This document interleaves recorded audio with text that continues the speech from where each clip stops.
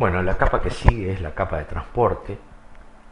Acá tenemos que hacer, en la capa de transporte tenemos que hacer una diferencia importante. Las primeras tres capas que hemos visto hasta ahora, es decir, la capa física, la capa de enlace y la capa de red, conforman lo que en la jerga del modelo OSI se suele llamar la subred.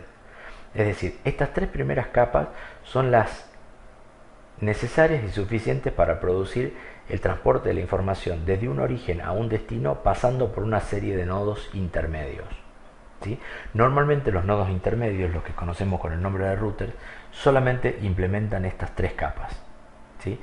Dejando las capas superiores, es decir, capa de transporte, capa de sesión, presentación y aplicación, exclusivamente para los dos extremos, ¿sí? O sea, normalmente estas últimas capas, estas últimas cuatro capas, no están involucradas en los routers intermedios, solamente en el origen y el destino. Bueno, pero veamos cuál es la función fundamental de la capa de transporte. La primera función importante de la capa de transporte se denomina multiplexión.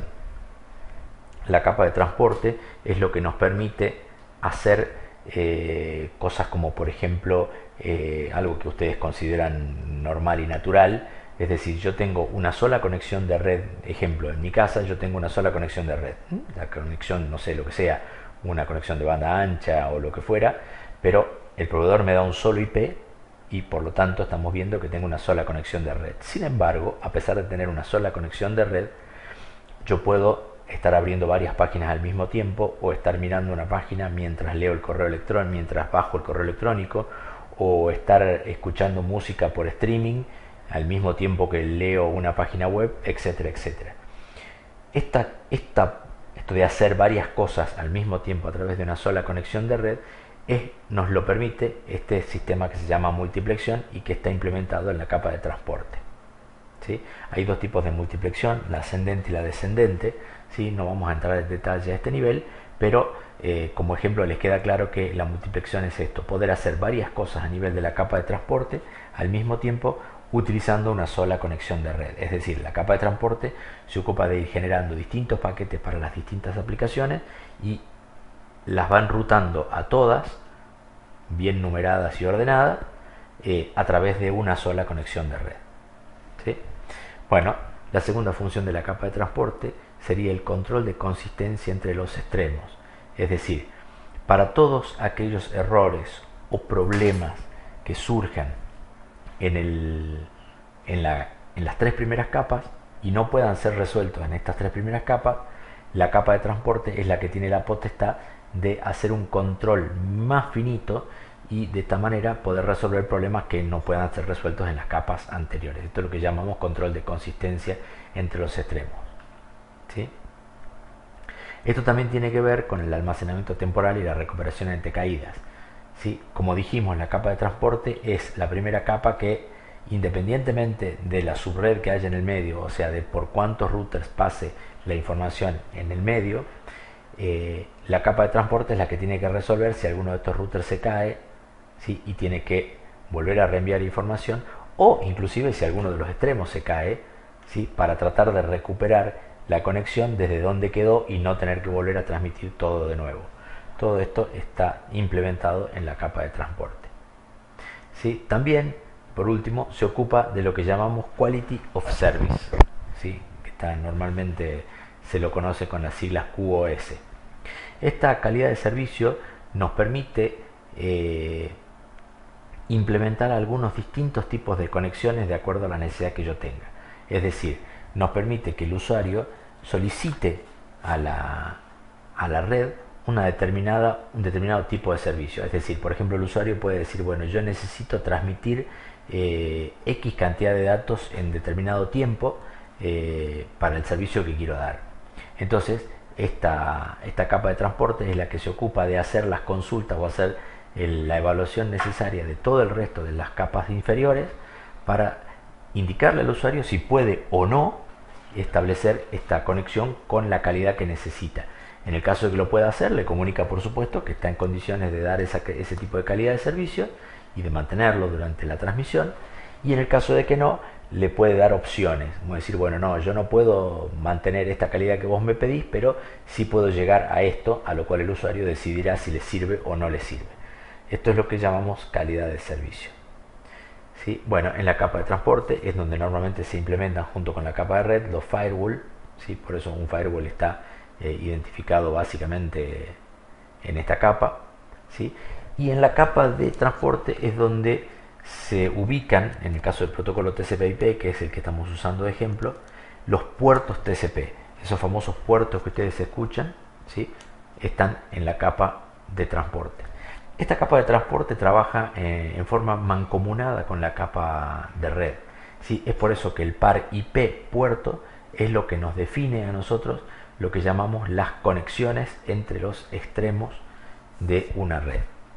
¿Sí? Como les dije, la palabra que identifica la capa de transporte dentro de la jerga son los puertos TCP. ¿Sí? O sea, cada vez que ustedes escuchen puertos TCP, estos puertos están ubicados en la capa de transporte.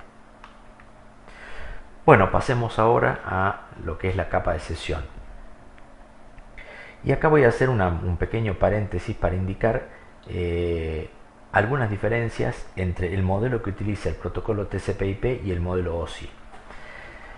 Si bien son compatibles, pero el modelo TCP/IP engloba en una última capa, en vez de tener 7 capas, tiene 5, ¿sí? Porque engloba en la última capa, en lo que el modelo TCP/IP llama capa de aplicación, estas últimas 3 capas: la capa de aplicación propiamente dicha, la capa de presentación y la capa de sesión.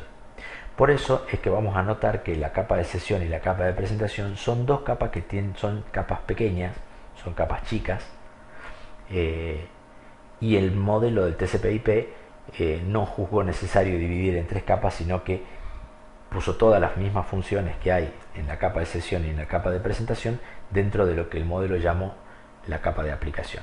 Pero como nosotros estamos estudiando específicamente el modelo OSI, vamos a tomar estas capas cada una con sus funciones específicas, tal como lo define el modelo OSI. Bueno, la primera función que tiene la capa de sesión es la administración del diálogo. ¿Qué significa administrar el diálogo? Normalmente las comunicaciones en la capa de sesión son de tipo full duplex, pero en el caso de que yo necesite o requiera utilizar comunicaciones de tipo semiduplex, ¿se acuerdan lo que eran semiduplex? Son aquellas comunicaciones en donde yo puedo ser emisor o puedo ser receptor, pero no al mismo tiempo. Entonces, una de las funciones de la capa de sesión es justamente administrar quién es el que le toca el turno de hablar, entre comillas. Esto es lo que se llama administración del diálogo. Otra de las funciones que tiene la capa de sesión es la sincronización de mensajes.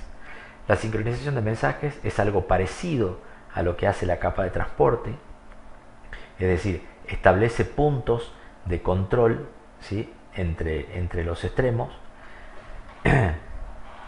para poder controlar que los mensajes lleguen correctamente al otro extremo. Y en el caso de que haya una parte de estos mensajes que esté erróneo, ¿sí? Le va a pedir a la capa de aplicación que está por arriba de esta que vuelva a transmitir una parte, ¿sí?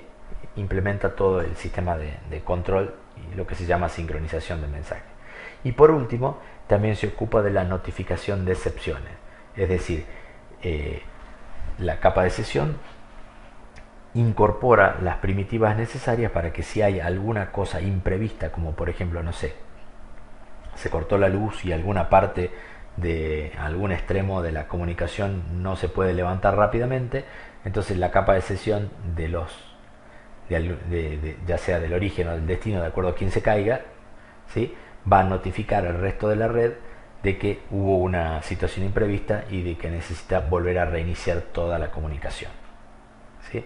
Y por último, nos provee de algunas herramientas para establecer sesiones cliente-servidor, como por ejemplo el lenguaje SQL, que está claramente ubicado en esta capa de sesión, ¿sí? El lenguaje para manejo de base de datos SQL, ¿sí? Está claramente ubicada en esta capa de sesión.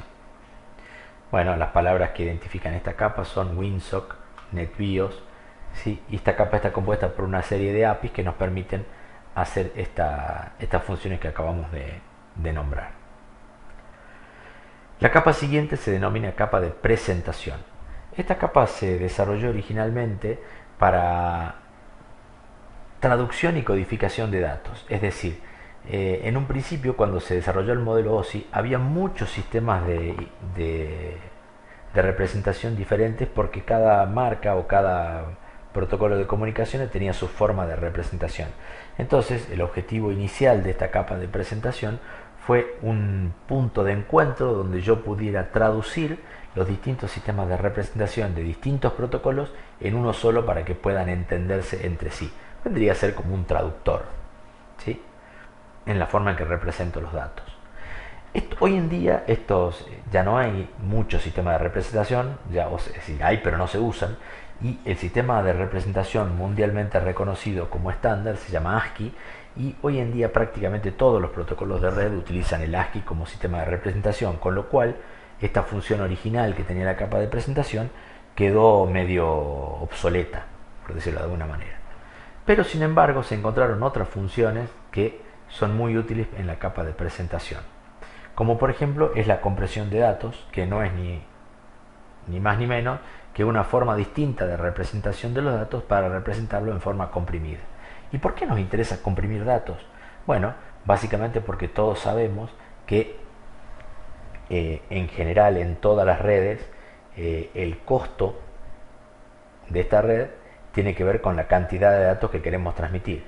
Entonces, si yo puedo establecer una compresión de datos para transmitir la menor cantidad de datos y transmitiendo la misma información, esto es muy útil, ¿sí? Es lo que ustedes hacen, por ejemplo, cuando tienen que transmitir documentos de Word, por ejemplo, que son grandes, ¿sí?, miden muchos bytes, y entonces ¿qué hacen? Para poder mandarlos por mail y que no sea tan pesado y que demoren menos tiempo, ¿qué hacen? Comprimen el archivo de Word, obtienen un archivo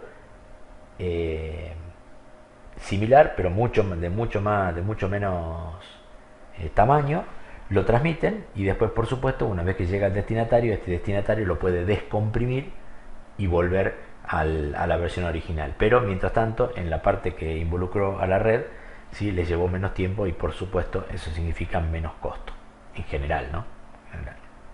Otra de las funciones importantes hoy en día en la capa de presentación es la encriptación de datos, ¿sí?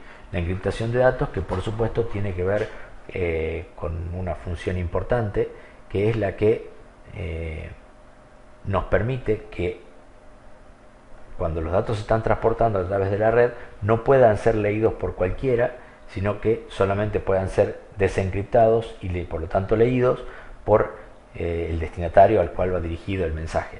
Esto, por supuesto, también tiene que ver con una forma de representación de los datos y por eso está en la capa de presentación.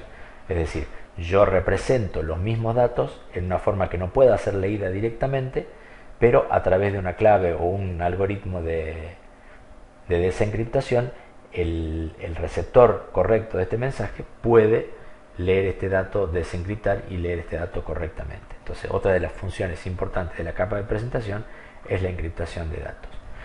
Y la última función, no menos importante por lo tanto, son las herramientas de seguridad que provee el modelo OSI.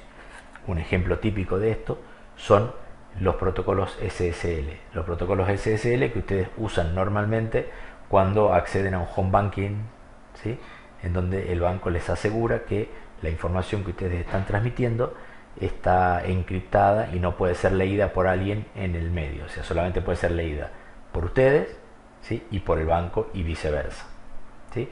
Todas estas herramientas de seguridad que tienen que ver, por supuesto, también con la encriptación y probablemente con la compresión de datos, también están ubicadas en esta capa de presentación.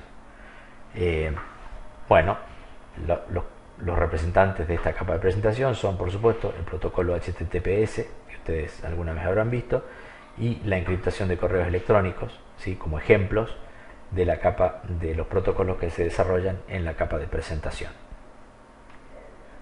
También está compuesta por una serie de APIs. Y por último, vemos la capa de aplicación. ¿Qué es lo que hace la capa de aplicación? Bueno, básicamente se ocupa de la definición o normalización de los protocolos básicos para las aplicaciones de red. En la capa de aplicación es donde se van agregando los protocolos estándar en el mercado para aplicaciones de red.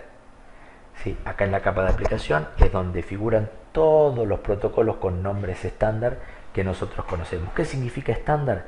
Significa que ya están homologados por el uso normalmente, y es como que si ustedes quieren implementar o si quieren desarrollar un sistema de correo electrónico, obviamente para que este sea utilizable e interoperable entre muchas personas van a tener que adaptarse a los protocolos estándar, en este caso el SMTP o el POP3, que son los protocolos estándar para el correo electrónico.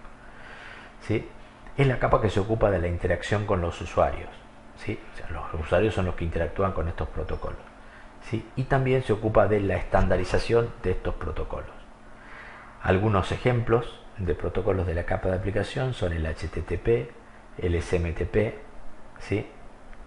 para el correo electrónico, el SNMP para el control de las redes, el FTP para transmisión de archivos, File Transfer Protocol, el BNC, ¿sí? que también lo conocen, para tomar control de otros equipos, el DNS, Domain Name Service, ¿sí? servicio de nombres de dominio. Este servicio es el que nos permite identificar a servidores o a servicios a través de un nombre, ¿sí? y poder convertirlo en una dirección IP. O sea, ustedes saben que todo protocolo de red, para poder comunicarse entre un origen y un destino, necesita tener la dirección de origen, o sea, el número IP de origen y el número IP del destino. Pero como para nosotros es difícil recordar un número IP, entonces se desarrolló este sistema DNS para poder asignarle un nombre a determinados números IP. Entonces yo lo que hago es acordarme del nombre, ¿sí? Por ejemplo, ustedes no se acuerdan cuál es la dirección de IP de los servidores de Google, ¿sí? pero sí se acuerdan que para acceder al sistema de búsqueda de Google tienen que poner www.google.com, ¿sí? y es el sistema de DNS el que se ocupa de traducir a la dirección IP y llevarlos a la página web de los servidores de Google. Bueno, de todos estos protocolos, y hay muchos más, acá hay solamente algunos ejemplos mínimos, es de lo que se ocupa la capa de aplicación, que es la capa que está en contacto directamente con los usuarios.